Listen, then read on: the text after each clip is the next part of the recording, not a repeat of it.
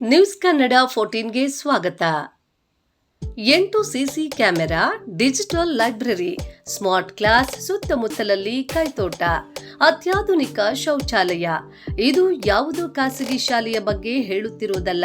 ಬದಲಾಗಿ ಶಿವಮೊಗ್ಗ ನಗರದಲ್ಲಿ ಒಂದು ಹೈಟೆಕ್ ಸರ್ಕಾರಿ ಶಾಲೆ ಇದೆ ಎಂದರೆ ನೀವು ನಂಬಲೇಬೇಕು.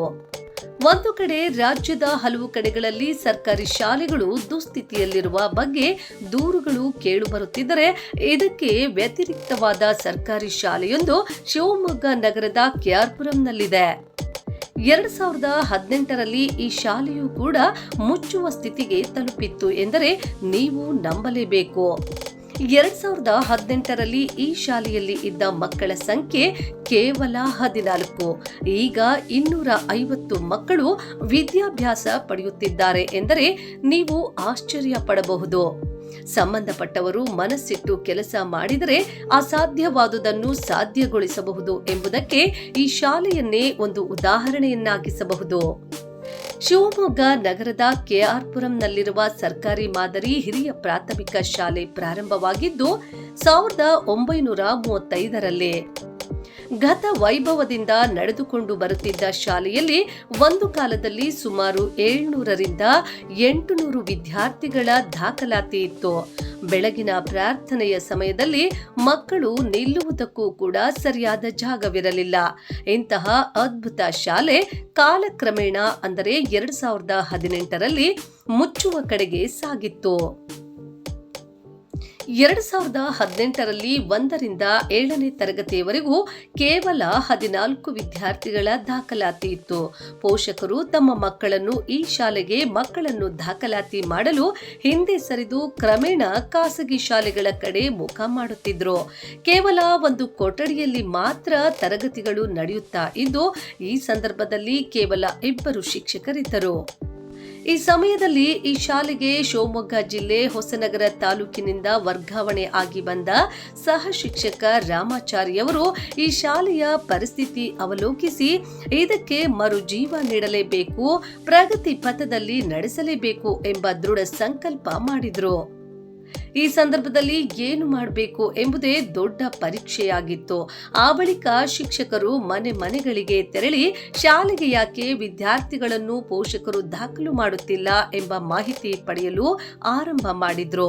ಶಾಲೆಯಲ್ಲಿರಬೇಕಾದ ಅಗತ್ಯ ಮೂಲಭೂತ ಸೌಕರ್ಯ ಕೊರತೆ ಹಾಗೂ ಶಾಲೆ ಗೋಡೆಗಳಿಂದ ನೀರು ಸೋರುತ್ತಿದೆ, ಮಳೆಗಾಲದಲ್ಲಿ ಸರಿಯಾದ ಮೂಲಭೂತ ಸೌಕರ್ಯವಿಲ್ಲದಿರುವುದು ಹಾಗೂ ಶಾಲೆಗೆ ಆಂಗ್ಲ ಮಾಧ್ಯಮ ಸಹ ಬೇಕು ಹಾಗೂ ಶಾಲೆಯಲ್ಲಿ ಕಲಿಯಲು ಮಕ್ಕಳಿಗೆ ಸೂಕ್ತ ವ್ಯವಸ್ಥೆ ಬೇಕು ಎಂಬುದು ಪೋಷಕರ ಅಭಿಪ್ರಾಯವಾಗಿತ್ತು.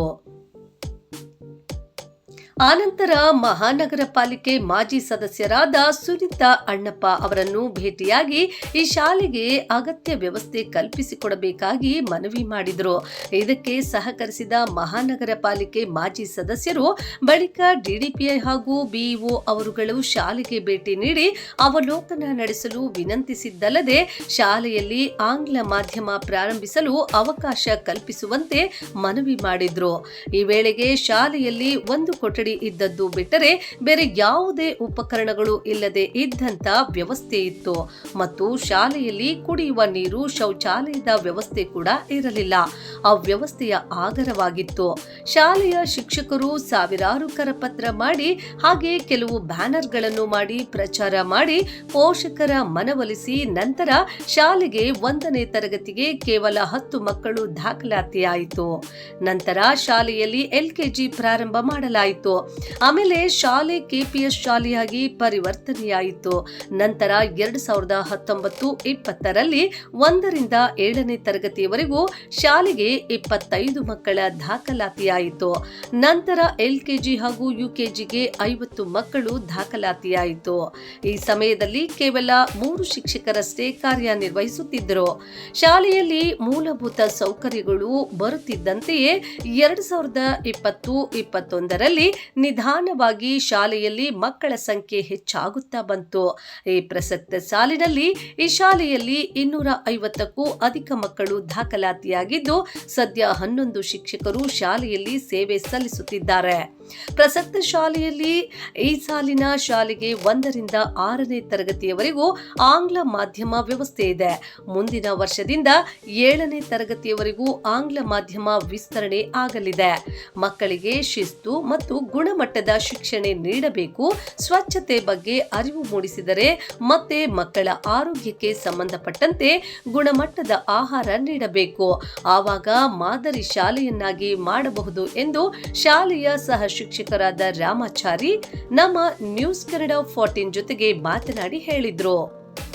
ಶಾಲೆಯ ಮುಖ್ಯ ಶಿಕ್ಷಕಿ ಧಾನೇಶ್ವರಿ ಮಾತನಾಡಿ, ಶಾಲೆಯಲ್ಲಿ ಮಕ್ಕಳಿಗೆ ಬೇಕಾದ ಎಲ್ಲ ಮೂಲಭೂತ ಸೌಕರ್ಯಗಳನ್ನು ಹೆಚ್ಚಿಸಿದ್ದರಿಂದ 2022-23ರಲ್ಲಿ 1ರಿಂದ 7ನೇ ತರಗತಿಯವರೆಗಿನ ದಾಖಲಾತಿ ಸಂಖ್ಯೆ 189ಕ್ಕೆ ದಾಟಿತು. ಎಲ್ಕೆಜಿ ಹಾಗೂ ಯುಕೆಜಿಗೆ ಸೇರಿ 60 ಮಕ್ಕಳು ದಾಖಲಾತಿಯಾಯಿತು.